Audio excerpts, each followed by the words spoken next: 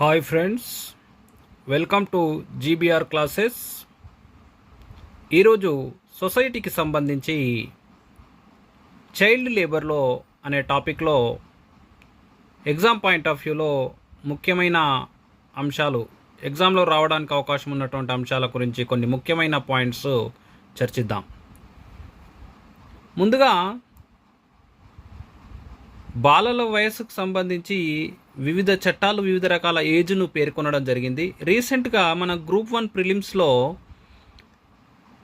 POCSO చట్టం ప్రకారము ఏ వయసులోపు వారు బాలలని మనల్ని ఎగ్జామిన్ చేయడం జరిగింది. ఈ నేపథ్యంలో మరి వివిధ చట్టాల ప్రకారము బాలలంటే ఏ వయసులోపు వారు అనే అంశము మనం ఇక్కడ తెలుసుకుందాం. రాజ్యాంగంలోని 24వ అధికరణము బాల కార్మిక వ్యవస్థ నిషేధం గురించి పేర్కొనడం జరుగుతుంది. మరి ఈ 24th ఆర్టికల్లో 14 సంవత్సరాలలోపు పిల్లల్ని బాలలుగా పేర్కొనడం జరగా, ప్లాంటేషన్ చట్టము 1951 ప్రకారము 12 years లోపు బాలలు, బాల కార్మిక నిషేధ చట్టం 1986 ప్రకారము 14 years, అదేవిధంగా సవరించిన బాల కార్మిక నిషేధ చట్టం 2016 ప్రకారము 15 years, బాలల హక్కుల సాంప్రదాయము 1989 ప్రకారము 18 years లోపు బాలలుగా పేర్కొనగా, యుఎన్ఓ ప్రకారము 18 years లోపు, పోక్సో చట్టం ప్రకారము 18 years లోపు బాలలుగా పేర్కొనడం జరిగింది. మరి ఈ చట్టము ఏ చట్టాల ప్రకారం ఎంత ఏజ్ అనేది మనము ఎగ్జామ్ పాయింట్ ఆఫ్ వ్యూలో కంపల్సరీగా గుర్తుంచుకోవాల్సిన అవసరం ఉంది. అదేవిధంగా నెక్స్ట్ చూసినట్లయితే మరి ప్రపంచంలో బాల కార్మికులు అధికంగా భారతదేశంలో ఉన్నారని చెప్పుకోవచ్చు. ఇక మరి భారతదేశంలో చూసినట్టయితే ఉత్తరప్రదేశ్ రాష్ట్రంలో అధికంగా, అతి తక్కువ అంటే సిక్కిం రాష్ట్రంలో, సేమ్ జనాభా ఏ విధంగా ఉందో బాల కార్మిక వ్యవస్థను కూడా అదే విధంగా ఉందని మనం చెప్పుకోవచ్చు. ఇక విద్యను ప్రాథమిక హక్కుగా 86వ రాజ్యాంగ సవరణ చట్ట ప్రకారము విద్యను మనము ప్రాథమిక హక్కుగా 21A ఆర్టికల్ను రాజ్యాంగంలో చేర్చడం జరిగిందన్న విషయం అందరికీ తెలిసిన విషయమే. మరి ఆ విద్యా హక్కు ప్రాథమికంగా అయిన నేపథ్యంలో విద్యా హక్కు చట్టం 2009 రూపొందించడం జరిగింది. మరి ఆ విద్యా హక్కు చట్టం 2009 అనేది 2010 ఏప్రిల్ 1 నుంచి అమల్లోకి రావడం జరిగింది. ఇక అత్యంత ముఖ్యమైన ఎగ్జామ్ పాయింట్ ఆఫ్ వ్యూలో అత్యంత ముఖ్యమైన పాయింట్ ఏంటంటే, సుప్రీంకోర్టు ఏ కేసులో బాల కార్మిక వ్యవస్థ నిర్మూలనకు సంబంధించిన గైడ్ లైన్స్ రూపొందించిందని మనల్ని ఎగ్జామిన్ చేయడం జరుగుతూ ఉంది. అప్పుడు మనం ఏం చెప్పాలంటే, MC Mehta versus state of Tamil Nadu కేసులో సుప్రీంకోర్టు బాల కార్మిక చైల్డ్ లేబర్కు సంబంధించి గైడ్ లైన్స్ రూపొందించడం జరిగింది అని మనం వెంటనే సమాధానం ఇవ్వాల్సిన అవసరం ఎంతైనా ఉంటుంది.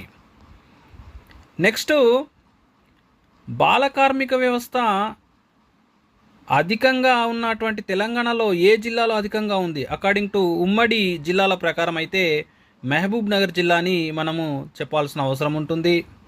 ఇంకొక నెక్స్ట్ ముఖ్యమైన ముఖ్యమైన క్వశ్చన్ ఏంటంటే, బాల కార్మిక వ్యవస్థకు సంబంధించిన ముఖ్యమైన ఆన్లైన్ పోర్టల్ పెన్సిల్ అనే పోర్టల్ దేనికి సంబంధించిందంటే బాల కార్మిక వ్యవస్థకు సంబంధించిందని చెప్పాల్సిన అవసరం ఉంటుంది. బాల న్యాయ చట్టం 2015లో రూపొందించడం జరిగింది. ఇది 2016 నుంచి అమల్లోకి రావడం జరిగింది. ఈ చట్టం యొక్క నినాదం ఏంటంటే best interest of the children.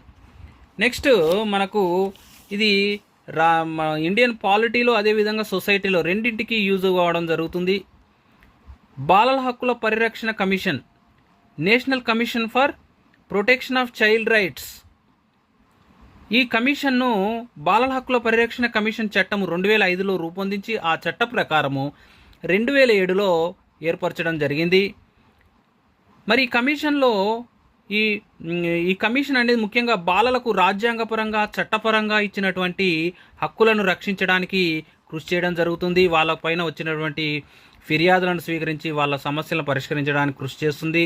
ఇది ఒక సివిల్ కోర్ట్ లాగా పనిచేయడం జరుగుతుంది. ఇది రాజ్యాంగబద్ధ సంస్థ కాదు, కేవలం చట్టబద్ధమైన సంస్థ మాత్రమే.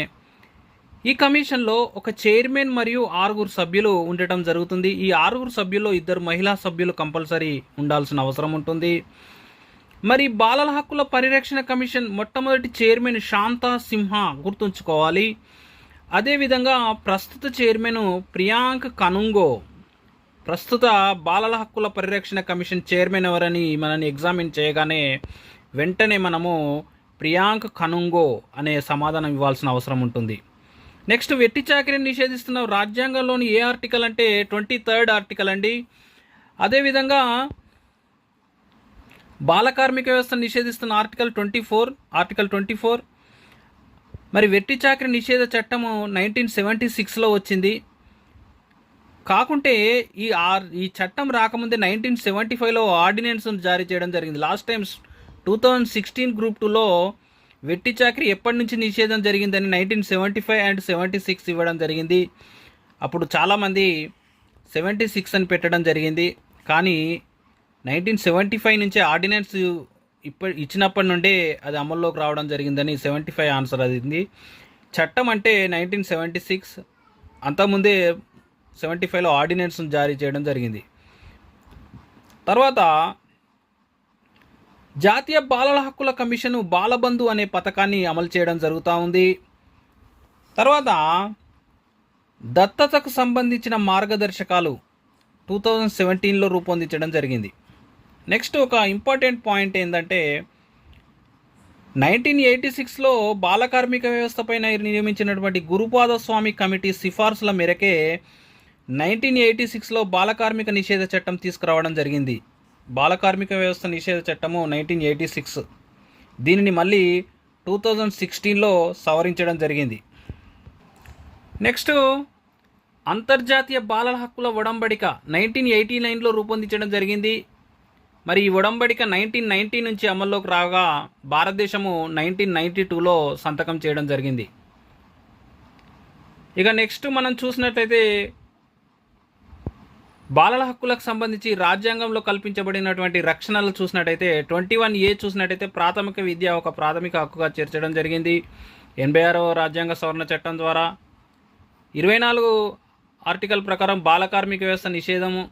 39A ప్రకారం చూసినట్లయితే బాలలు శ్రమ దోపిడీకి గురి కాకుండా చూడాల్సిన బాధ్యత రాజ్యానిది, ప్రభుత్వానిది. నెక్స్ట్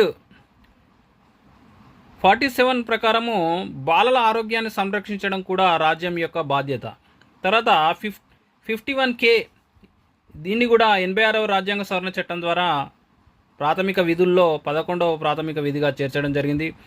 బాలలకు పూర్వ ప్రాథమిక విద్యను అందించడం తల్లిదండ్రులు బాధ్యత అని చెప్పవచ్చు. నెక్స్ట్, బాలలకు సంబంధించినటువంటి కొన్ని ముఖ్యమైన ఇయర్స్. ఇందులోకి వెళ్ళి రీసెంట్ Group 2లో ఒక క్వశ్చన్ రావడం జరిగింది, మీరు గుర్తుంచే ఉంటారు ఆల్రెడీ. చూద్దాం. అంతర్జాతీయ బాలల నిధి 1946 ఇంటర్నేషనల్ చైల్డ్ ఫండ్ అంతర్జాతీయ బాలల నిధి 1946. బాలల హక్కుల తీర్మానము 1959. బాలల హక్కుల ఒడంబడిక 1989. బాలల హక్కులపై నానాజాతి సమితి ప్రకటన 1924. జాతీయ బాల కార్మిక విధానము 1987. నూతన జాతీయ బాల కార్మిక విధానము 2013. జాతీయ బాల కార్మిక నిషేధ చట్టము 1986. జాతీయ బాల కార్మిక ప్రాజెక్ట్ 1988. ఇదే Group 2లో వచ్చింది రీసెంట్గా. National child labour project NCLP అని అడిగాడు. NCLP national child labour project 1988 Group 2లో రీసెంట్గా సొసైటీలో రావడం జరిగింది. నెక్స్ట్, జాతీయ బాలల విధానం 2013. బాల్య వివాహాల నిషేధ చట్టము 2006. ఇప్పుడు ఇక్కడ ఇచ్చినటువంటి 9 అంశాలలో కంపల్సరీ 1 లేదా 2 మార్కులు ఇక్కడ ఈ హాఫ్ పేజీ నుంచే రావడం జరుగుతుంది. కంపల్సరీ 1 మార్క్ మాత్రం కంపల్సరీ, 2 కూడా వచ్చినా ఆశ్చర్యపోనక్కర్లేదు. నెక్స్ట్, UNO బాల న్యాయ నియమాలు 1985లో రూపొందించడం జరిగింది. మరి వీటినే బీజింగ్ నియమాలని కూడా అనడం జరుగుతుంది. మనకు ఎగ్జామ్లో ఏమని అడుగుతాడంటే బీజింగ్ నియమాలు వేటికి సంబంధించినవే అని అంటారు. మహిళా సంక్షేమము, బాలల సంక్షేమము, వృద్ధుల సంక్షేమము, ఈ విధంగా అడుగుతాడు. మనం ఏంటనే మనం బాలలకు సంబంధించిన అంశము మనం గుర్తుంచుకోవాల్సిన అవసరం ఎంతైనా ఉంటుంది. ఇక మరి బాల కార్మికులు దేశంలో వివిధ ఏ ఏ పరిశ్రమలు ఎక్కువగా ఉన్నారంటే, తమిళనాడులోని శివకాశి టపాసుల పరిశ్రమలో అత్యధికంగా బాల కార్మిక వ్యవస్థ ఉందని చెప్పుకోవచ్చు. అలీగఢ్లో తాళాల పరిశ్రమ, సూరత్లో డైమండ్ పరిశ్రమలో, తర్వాత మాండసోర్ పలకల పరిశ్రమ, అలీగఢ్ ఉత్తరప్రదేశ్, సూరత్ గుజరాత్, మాండసోర్ మధ్యప్రదేశ్. మరి ఆయా పరిశ్రమల్లో ఇచ్చి జతపరచమని మ్యాచ్ ది ఫాలోయింగ్ అడగడానికి అవకాశం ఉంటుంది. ఇక మరి దేశంలో బాయ్స్ చూసినట్టయితే వ్యవసాయ రంగంలో బాలికలు, గృహ రంగంలో ఎక్కువగా బాల కార్మికులుగా ఉన్నారని ఇక్కడ మనం గ్రహించాల్సిన అవసరం ఉంది. బాలల ప్రపంచ శిఖరాగ్ర సదస్సు 1990లో నిర్వహించడం జరిగింది. బాల కార్మిక వ్యతిరేకతకు ఛాంపియన్గా కైలాస్ సత్యార్థిని పేర్కొనడం జరుగుతుంది. ఇతనికి నోబెల్ బహుమతి రావడం జరిగింది, పాకిస్తాన్కి చెందిన మలాలాతో కలిపి. మొదటి జాతీయ బాలల కార్యాచరణ ప్రణాళికను 2005లో రూపొందించగా, రెండవ జాతీయ బాలల కార్యాచరణ ప్రణాళికను 2016లో రూపొందించడం జరిగిందని మనం తెలుసుకోవాలి. నెక్స్ట్ బాలలకు సంబంధించిన ఒక ముఖ్యమైన స్కీమ్ చూద్దాము. National scheme for Poshan. ఇది 2021-26 కాలానికి అమలు చేయడం జరుగుతుంది. మధ్యాహ్న భోజనం అందిస్తారు అండ్ అడిషనల్ న్యూట్రిషన్ కూడా అందించడం జరుగుతుంది. పాఠశాలలు న్యూట్రీ గార్డెన్స్ని పెంచడం జరుగుతుంది. అంతర్జాతీయ కార్మిక సంస్థ బాల కార్మికులను 5 రకాలుగా వర్గీకరించడం జరిగింది. ఇంటర్నేషనల్ లేబర్ ఆర్గనైజేషన్ బాల కార్మికులను ఎన్ని రకాలు వర్గీకరించిందంటే 5 రకాలుగా అని చెప్పాలి. Next one of the important point, పోయా అనే పోర్టల్ తప్పిపోయిన బాలలకు సంబంధించిందని చెప్పుకోవచ్చు. మరి ఈ యొక్క క్లాసుకు సంబంధించినటువంటి ఈ పీడిఎఫ్ ఫైలు టెలిగ్రామ్ ఛానల్లో పోస్ట్ చేయడం జరుగుతుంది. మరి ఇట్లాంటి క్లాసెస్ నెక్స్ట్ ప్రతిరోజు క్లాసు మరియు పీడిఎఫ్స్ అందించడం జరుగుతుంది. మరి ఈ యొక్క వీడియోను వీలైనంత ఎక్కువ మందికి షేర్ చేస్తే ఇంకా ఎక్కువగా క్లాసెస్ మరియు పీడిఎఫ్స్ అందించడానికి నా వంతు కృషి అందిస్తాను. మరి మీరు కూడా ఎక్కువ మందికి షేర్ చేసి మీ సహకారాన్ని అందించాలని కోరుతూ ఉన్నాను. ఓకే, నెక్స్ట్ వేరే క్లాస్తో మళ్ళీ రేపు కలుద్దాం.